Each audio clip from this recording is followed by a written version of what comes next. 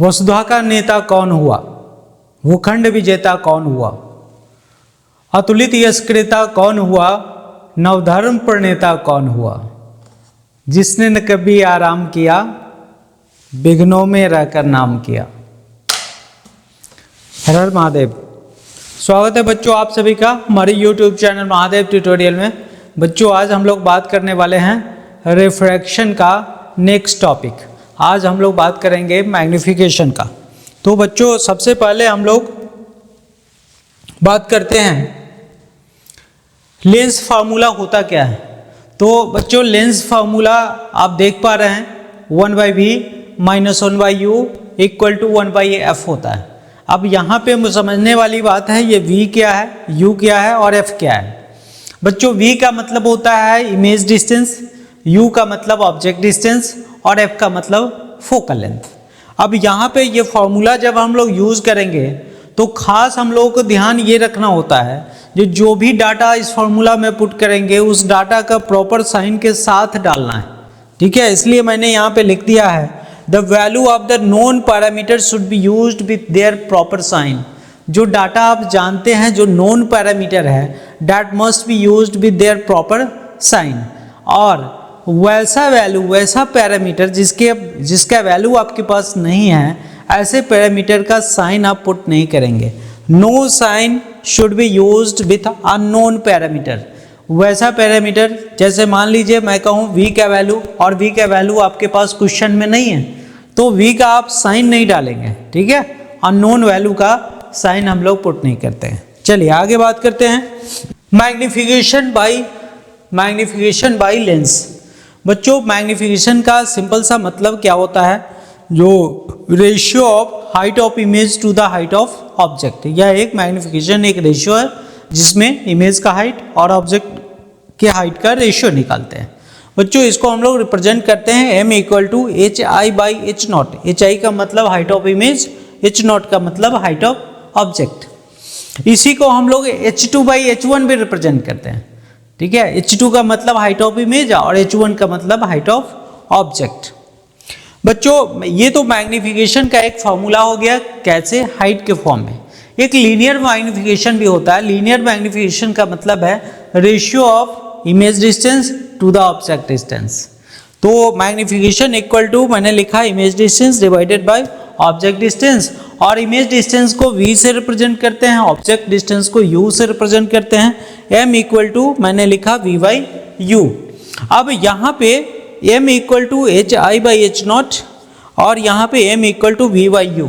ठीक है, तो दोनों तो मैग्निफिकेशन ही है, तो दोनों मैग्निफिकेशन का दोनों इक्वेशन को मर्ज कर देते हैं और फाइनल इक्वेशन बच्चों आपके लिए बन जाता है जो मोस्ट इंपॉर्टेंट है। अक्सर क्वेश्चन यहाँ से पूछा जाता है तो आप इसका इस्तेमाल करेंगे। फाइनल इक्वेशन है h2/h1 = v/u। चूंकि दोनों मैग्निफिकेशन ही है इसलिए दोनों इक्वेशन को मर्ज करके ये फाइनल इक्वेशन हम लोग बना देते हैं। अब इसमें h2 क्या है आपको बताने की आवश्यकता नहीं है, हाइट ऑफ इमेज। h1 क्या है हाइट ऑफ ऑब्जेक्ट, v क्या है इमेज डिस्टेंस, u क्या है ऑब्जेक्ट डिस्टेंस। पता है तो इसमें 3 डाटा अगर हम लोगों को पता है तो निश्चित रूप से 4th डाटा हम लोग फाइंड कर लेते हैं। अब यहाँ पे एक इंपॉर्टेंट डिफरेंस है बच्चों, याद रखिएगा। ये इंपॉर्टेंट डिफरेंस ये है जो ये मैग्निफिकेशन लेंस के लिए जो मैंने लिखा है v/u लिखा है और ठीक एग्जैक्ट यही फॉर्मूला मिरर में भी था, लेकिन वहाँ लीनियर मैग्निफिकेशन -v/u लिखते थे, लेकिन ये लेंस है तो लेंस में पॉजिटिव ही लिखते हैं। इसका कारण क्या है वो बाद में हम डिस्कस करेंगे, लेकिन याद रखना है अगर मिरर में आप लीनियर मैग्निफिकेशन का वैल्यू लिख रहे हैं तो -v/u लिखेंगे, और लेंस के लिए लीनियर मैग्निफिकेशन अगर आप लिख रहे हैं तो m = v/u लिखेंगे। नेक्स्ट बात करें बच्चों हम लोग मैग्निफिकेशन का अलग अलग केस हो सकता है डिफरेंट कैटेगरी में। केस 1 की बात करते हैं जब height of object height of image के बराबर होता है। Height of object height of image के बराबर होता है तो अगर m का वैल्यू निकाला जाए h2/h1 height of image to the height of object तो ये वैल्यू 1 आ जाएगा। मैग्निफिकेशन 1 आता है, इसका क्या मतलब है? इसका मतलब है जितना बड़ा ऑब्जेक्ट है उतना ही बड़ा इमेज है। और बच्चों आपको पता होगा एक ही कंडीशन है कन्वेक्स लेंस के अंदर, जिसमें ऑब्जेक्ट का साइज और इमेज का साइज दोनों का सेम होता है। जब कन्वेक्स लेंस के सामने ऑब्जेक्ट को 2f पे रखा जाता है तो उसका इमेज भी 2f पे बनता है और इक्वल साइज का बनता है। तो अगर किसी क्वेश्चन में मैग्नीफिकेशन 1 दिया हुआ है तो निश्चित रूप से आपको समझना है मैग्नीफिकेशन 1 पॉजिटिव तो होगा ही नहीं बच्चों, मैग्नीफिकेशन 1 पॉजिटिव होने का सवाल ही नहीं है। तो जब भी होगा तो -1 होगा।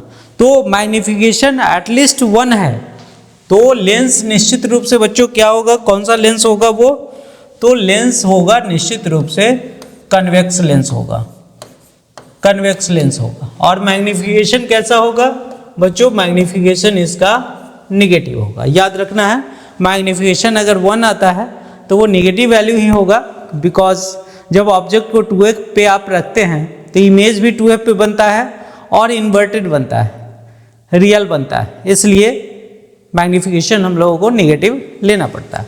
चूंकि हाइट ऑफ इमेज जब निकालेंगे आप तो बच्चों निगेटिव आ जाएगा वो। अगर केस 2 की बात करते हैं, magnification equal to h2/h1 is greater than 1, magnification 1 से ज़्यादा है। तो मैग्नीफिकेशन 1 से ज़्यादा कब हो सकता है बच्चों, जब हाइट ऑफ इमेज बड़ा हो और हाइट ऑफ ऑब्जेक्ट छोटा हो। हाइट ऑफ इमेज अगर बड़ा है तो निश्चित रूप से वो लेंस कौन सा होने वाला है बच्चों, वो लेंस निश्चित रूप से कन्वेक्स लेंस ही होगा। तो यहाँ क्लियर हो जाता है इस केस में कौन सा लेंस होगा, ये कन्वेक्स लेंस ही होगा। चूंकि कनकेव लेंस में मैग्नीफिकेशन 1 से बड़ा होता ही नहीं, जब भी मैग्नीफिकेशन होगा 1 से छोटा ही होगा, बिकॉज इमेज उसमें छोटा बनता है। अब यहाँ पे 2 कंडीशन राइज होता है, एम का वैल्यू पॉजिटिव भी हो सकता है, एम का वैल्यू निगेटिव भी हो सकता है, सिर्फ कन्वेक्स लेंस के लिए। तो एक केस है जब ऑब्जेक्ट को फोकस और ऑप्टिकल सेंटर के बीच में रखा जाता है तो ऑब्जेक्ट का वर्चुअल इमेज बनता है, लार्जर इमेज बनता है। उस केस में जो कई बार मैं आपके साथ डिस्कस कर चुका हूं, वो मोस्ट इंपॉर्टेंट केस है जब ऑब्जेक्ट को फोकस और ऑप्टिकल सेंटर के बीच में रखा जाता है, लार्जर इमेज बनता है, इरेक्ट बनता है, वर्चुअल बनता है। उस केस में एम का वैल्यू बच्चों पॉजिटिव आ जाएगा, एम का वैल्यू क्या आ जाएगा, पॉजिटिव आ जाएगा। अब पॉजिटिव भी कितना, तो पॉजिटिव ग्रेटर देन 1 आ जाएगा। लेकिन बाकी अदर केस में डिफरेंट केसेस है उसमें, लेकिन किसी केस में ये निगेटिव हो सकता है, मे भी निगेटिव हो सकता है, लेकिन ये कंफर्म है लेंस कौन सा होने वाला है, कन्वेक्स लेंस होने वाला है। तो बच्चों एम का वैल्यू पॉजिटिव कब होगा, जब ये वर्चुअल इमेज होगा। कैसा इमेज होगा, वर्चुअल होगा, वर्चुअल होगा। एम का वैल्यू निगेटिव कब होगा, जब रियल इमेज होगा। ठीक है, एक कंडीशन है जिसमें ऑब्जेक्ट का वैल्यू मैग्नीफिकेशन का वैल्यू 1 से ज़्यादा होगा लेकिन निगेटिव होगा, तो निश्चित रूप से वो रियल इमेज होगा। केस 3 की बात करते हैं, मैग्नीफिकेशन जब 1 से कम है, h2/h1 का रेशियो 1 से कम है, 1 से कम है तो दोनों कंडीशन हो सकता है, कनकेव लेंस भी हो सकता है, कन्वेक्स लेंस भी हो सकता है, डिपेंड करता है एम का वैल्यू क्या है।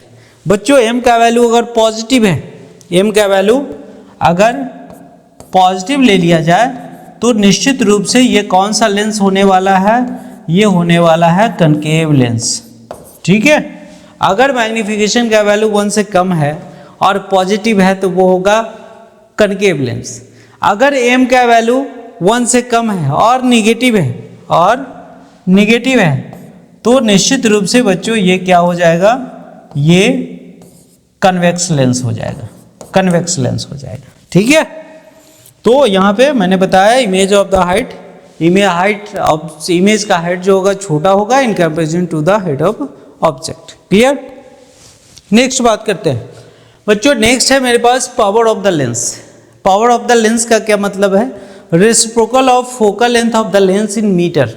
जिस लेंस का आप पावर निकालना चाहते हैं उस लेंस के फोकल लेंथ का रेसिप्रोकल अगर निकाल लेते हैं तो पावर आपको मिल जाता है। लेकिन कंडीशन एक है, फोकल लेंथ किस में होना चाहिए, मीटर में होना चाहिए। तो अगर आप P = लिखेंगे बच्चों 1/f लिखेंगे, f को आप मीटर में रिप्रेजेंट करेंगे। इसके बाद ऐसा यूनिट क्या हो सकता है, तो जब भी आप किसी लेंस का पावर निकालते हैं बच्चों तो उसका जो ऐसा यूनिट होता है वो डायप्टर होता है, कैपिटल D से रिप्रेजेंट करते हैं, या कई बार m−1 भी लिखा होता है, इट मीन्स पर मीटर, ये भी हो सकता है। Power of the convex lens, convex lens का पावर कैसा होगा, पॉजिटिव होगा या नेगेटिव होगा। बच्चों कन्वेक्स लेंस का फोकल लेंथ अगर देखें तो पॉजिटिव होता है, साइन कन्वेंशन हम लोग पढ़े हैं, शायद आपको याद होगा। तो कन्वेक्स लेंस का फोकल लेंथ पॉजिटिव होता है और पावर इक्वल टू होता है रेसिप्रोकल ऑफ फोकल लेंथ। अगर फोकल लेंथ पॉजिटिव है तो उसका पावर भी पॉजिटिव ही होगा। तो पावर ऑफ कन्वेक्स लेंस बच्चों ये हो जाएगा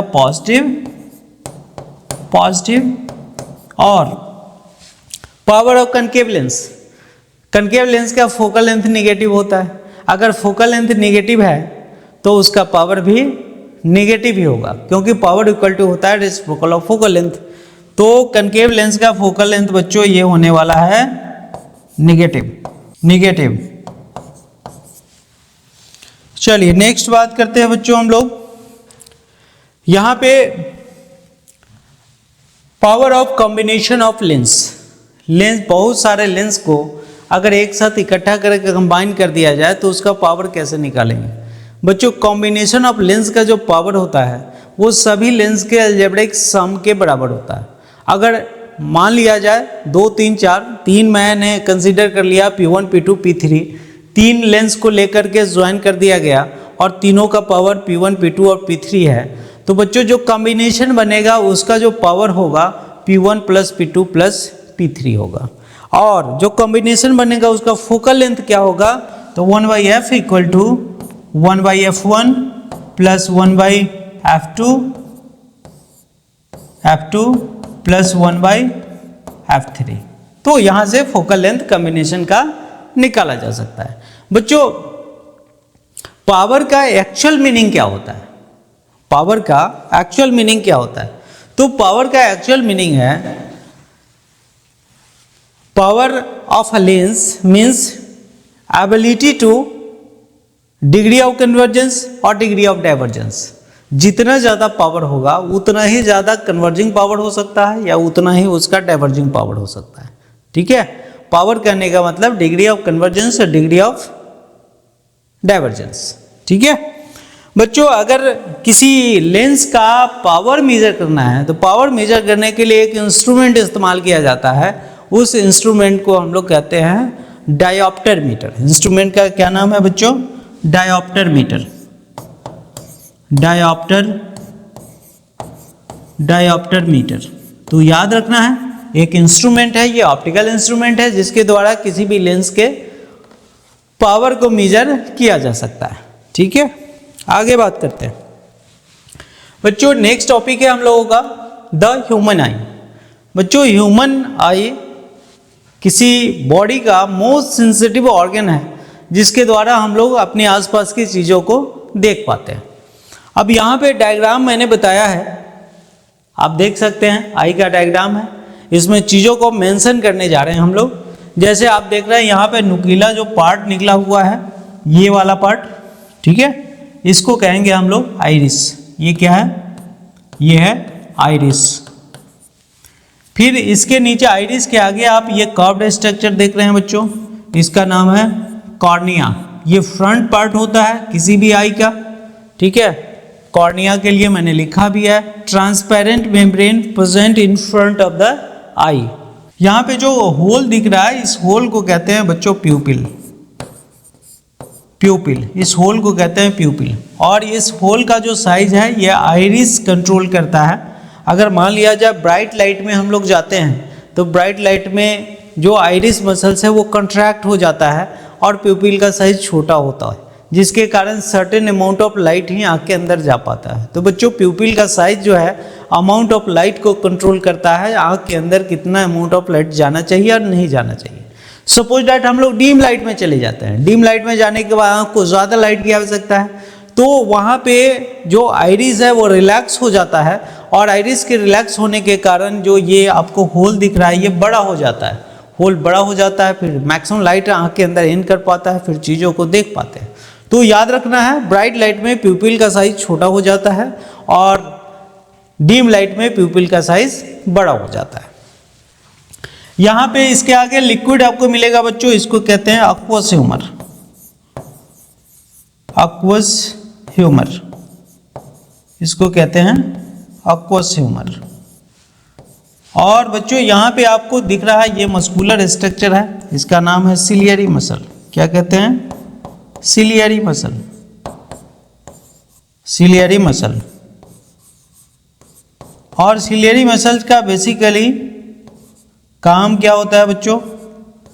सिलियरी मसल्स का जो बेसिक काम है वो है लेंस को पोजीशन पे होल्ड करके रखना। देख रहे हैं आप यहाँ पे ये फाइन थ्रेड लाइक स्ट्रक्चर दिख रहा है, इसको सस्पेंसरी लिगामेंट कहते हैं।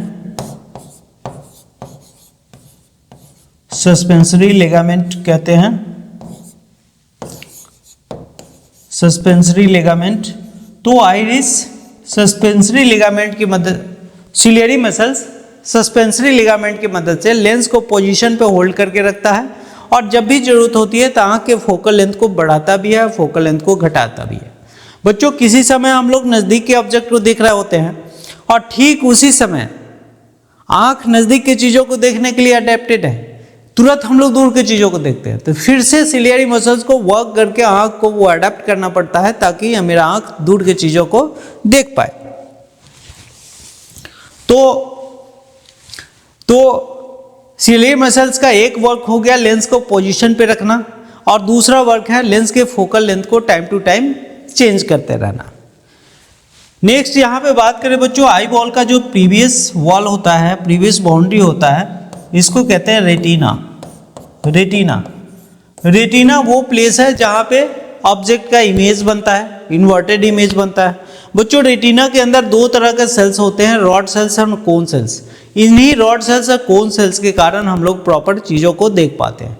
रॉड सेल्स डिम लाइट में देखने के लिए रिस्पॉन्सिबल होता है और कोन सेल्स ब्राइट लाइट में देखने के लिए रिस्पॉन्सिबल होता है। प्लस कोन सेल कलर भी प्रोवाइड कर पाता है। कलर अगर हम लोग देख पाते हैं only due to the cone sales.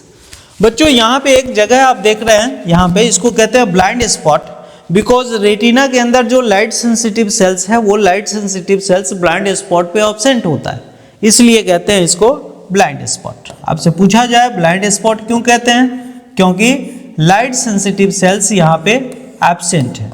Light sensitive sales यहाँ पे एब्सेंट है, ठीक है।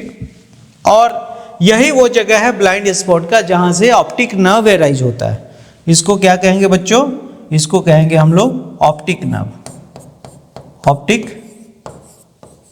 नर्व कहेंगे। यहाँ पे जो बाहर बाउंड्री होता है बच्चों, आई बॉल जिसका बना होता है उसको कहते हैं स्क्लेरोटिक्स। स्क्लेरोटिक, इसको कहते हैं स्क्लेरोटिक। और यहाँ पे ये मैंने सिलियरी मसल्स तो यहाँ पर रिप्रेजेंट कर ही दिया। इसके बाद इसमें एक लिक्विड प्रेजेंट होता है बच्चों, पीछे लेंस के पीछे जो लिक्विड होता है उसे कहते हैं हम लोग विट्रियस ह्यूमर। विट्रियस ह्यूमर क्या कहते हैं? Vitreous humour. अब इसमें जो सेंटर में आपको दिख रहा है बच्चों, ये लेंस है और लेंस ये कन्वेक्स होता है, कन्वेक्स लेंस होता है। बना किस चीज का होता है? तो क्रिस्टलाइन प्रोटीनेशियस सब्सटेंस का बना होता है। तो इसको कहेंगे कौन सा लेंस? Convex lens. कौन सा लेंस होगा बच्चों? ये कन्वेक्स लेंस होगा। तो यहाँ पे जो आई का जो टोटल स्ट्रक्चर था मैंने डिस्कस कर दिया, कौन सा पार्ट और किस पार्ट का क्या काम। मुझे लगता है अच्छे से समझ आ गया होगा आपको। नेक्स्ट बात करते हैं बच्चों, कॉर्निया होता क्या है? तो जैसा कि मैं बताया, कॉर्निया जो है आई का सबसे फ्रंट पार्ट होता है, ट्रांसपेरेंट मेम्ब्रेनस स्ट्रक्चर है, ठीक है। आइरिस की बात करते हैं। आइरिस क्या है बच्चों? तो iris dark coloured muscular diaphragm होता है, आँख के ऊपर से ये प्रेजेंट होता है, जो प्यूपिल के साइज को कंट्रोल करता है। कई बार आपसे पूछा जाता है आँख का कलर किसके द्वारा कंट्रोल होता है? जैसे हम लोग आप देखते होंगे किसी का आई ब्राउन आइड होता है, किसी का आई ब्लैक होता है, किसी का आई में भी ब्लू भी हो सकता है ना। आजकल तो लोग लेंस लगाते हैं जिससे आँख का कलर चेंज हो जाता है, लेकिन आँख के कलर के लिए अगर रिस्पॉन्सिबल है तो कोई आइरिस है, ठीक है। तो आइरिस दो काम करता है बच्चों, आँख के कलर को कंट्रोल करता है, दूसरा प्यूपिल के साइज को कंट्रोल करता है। तो एक मस्कुलर डायफ्राम है जो आँख के आगे प्रेजेंट होता है। नेक्स्ट बात करें बच्चों, ब्राइट लाइट और डिम लाइट। ब्राइट लाइट में प्यूपिल का साइज कैसा हो जाएगा मैं बता चुका हूँ आपको। ब्राइट लाइट में प्यूपिल का साइज छोटा हो जाता है, और छोटा करता कौन है? तो ये छोटा करता है आइरिस करता है। क्योंकि जैसे ही ब्राइट लाइट में जाते हैं आइरिस कॉन्ट्रैक्ट हो जाता है, कॉन्ट्रैक्ट होने के बाद कारण प्यूपिल का साइज छोटा हो जाता है। जैसे ही डिम लाइट में जाते हैं आइरिस रिलैक्स हो जाता है और आइरिस के रिलैक्स होने के कारण प्यूपिल का साइज थोड़ा सा बड़ा हो जाता है। अगर बात करें बच्चों आई लेंस क्या होता है? तो कन्वेक्स लेंस होता है और ये प्रोटीनेशियस सब्सटेंस का बना होता है। सिलियरी मसल्स डिस्कस कर चुके हैं हम लोग। सिलियरी मसल्स क्या होता है बच्चों? ये मस्कुलर स्ट्रक्चर है, लेंस को सस्पेंसरी लिगामेंट की मदद से पोजीशन पे बना के रखता है, एग्जैक्ट पोजीशन पे रखता है, प्लस लेंस के फोकल लेंथ को कम या ज़्यादा करने की एबिलिटी रखता है, जिसको कहते हैं पावर ऑफ अकोमोडेशन। आगे हम लोग डिस्कस करेंगे। तो सिलियरी मसल्स ही है जिसके कारण पावर ऑफ अकोमोडेशन आँख को मिल पाता है। कहने का मतलब है चीज़ों को अभी नज़दीक की चीज़ों को देख रहे होते हैं, उसी समय अगर दूर की चीज़ों को देखने की कोशिश करें तो आँख तुरंत एडजस्ट कर लेता है अपने आप को, ताकि मैं दूर की चीज़ों को देख पाऊँ। तो ये सडन एडजस्टमेंट आँख के अंदर जो होता है ये सिलियरी मसल्स के द्वारा ही किया जाता है। आगे बात करेंगे हम लोग पावर ऑफ अकोमोडेशन के बारे में। यहाँ पे हम लोग देखें बच्चों सिलियरी मसल्स डिस्कस कर चुके हैं। नेक्स्ट बात करते हैं रेटिना। रेटिना मैंने बताया बच्चों, रेटिना आई बॉल के सबसे रेयर पार्ट होता है जहाँ पे ऑब्जेक्ट का इमेज बनता है, इसलिए रेटिना को स्क्रीन ऑफ द आई भी कहा जाता है ना। और इस रेटिना में millions of light sensitive sales होता है। मैंने आपको बताया लाइट सेंसिटिव सेल्स दो कैटेगरी का होता है, एक रॉड सेल्स है, दूसरा कोन सेल्स है। रॉड सेल्स वो है जो डीम लाइट में विजन के लिए रिस्पॉन्सिबल है, कोन सेल्स वो है जो ब्राइट लाइट में विजन के लिए रिस्पॉन्सिबल है, plus cone cells different colour को देखने के लिए भी रिस्पॉन्सिबल है। बच्चों क्वेश्चन अक्सर पूछा जाता है कलर ब्लाइंडनेस के बारे में। अगर कोई पर्सन कलर ब्लाइंडनेस से सफ़र कर रहा है तो इसका क्या रीजन हो सकता है? बच्चों एक्चुअली रीजन ये होता है जब मे भी उसके रेटिना के अंदर certain type of certain colour के लिए कोन सेल्स एब्सेंट होता है। चूंकि ये जेनेटिक डिजीज है इसलिए एक जनरेशन से दूसरे जनरेशन में पास ऑन हो जाता है और वो पर्टिकुलर कलर में डिफरेंट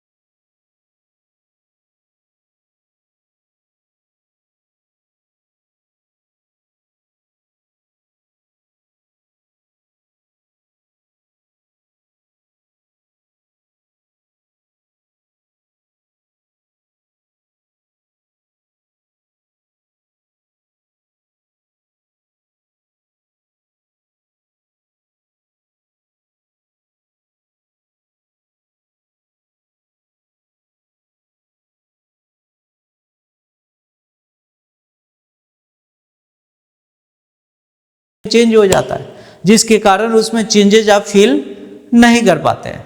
ठीक है, चलिए नेक्स्ट बात करते हैं बच्चों हम लोग ब्लाइंड स्पॉट।